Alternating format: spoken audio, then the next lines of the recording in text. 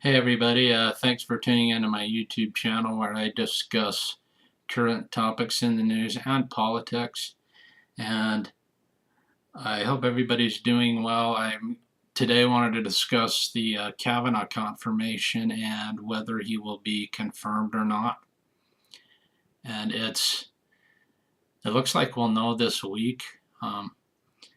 The reason I say that is the victim Ford has agreed to testify in front of the Senate, and I think that's a very good thing. Um, in fact, I think it's essential if for Kavanaugh to be voted down, she just has to testify. Um, if she chooses not to testify, I'm sure he'll be confirmed. Um, but I know it's a hard thing to do. But so I hope it goes well for her. But I think the testimony, it can take a few different directions. Her testimony, I should say. One is that she gives very detailed emotional testimony, and she ties it directly to Kavanaugh as he being the one that did this to her. And I think if she does that, I really think it'll be pretty easy to get one senator. Just that's all they need is 1% of the senators or one senator, maybe two, to flip, and then Kavanaugh will be voted down. And I actually think the only thing she has to do that is be believable. So hopefully,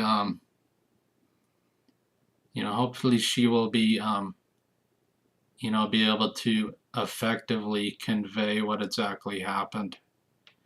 The second thing that could happen is she could give like foggy testimony. It doesn't have all the details. It's missing things, important things about what happened that night. And that could happen. I don't know how her memory is, and I know memory can be affected by traumatic events. But I think if that happens, she will be voted. I mean, he will be confirmed. And that's nothing against her. I just think, and it doesn't mean she's not telling the truth, but I do think you got to have that, the detailed testimony of this event and that Kavanaugh did it. And so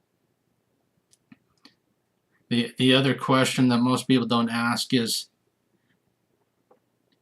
say she gives very compelling testimony that's likely to flip one or two senators.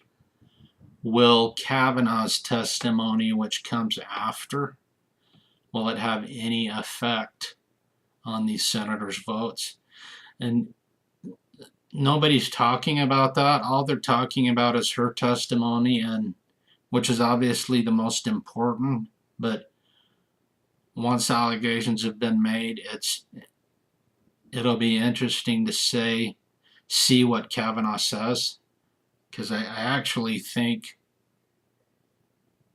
he could flip senators back onto his side that were maybe leaning toward voting against him. So, but I would, for me, if I was a senator, I know this. If I was a senator and I was voting, I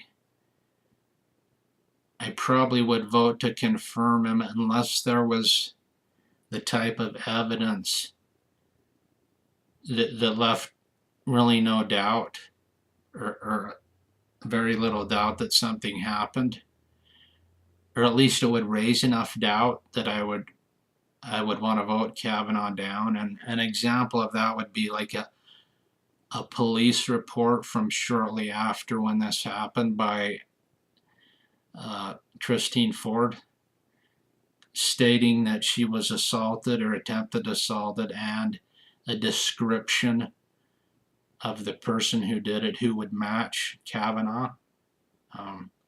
That would be, if I heard something like that, I would probably vote down Kavanaugh. Another one would be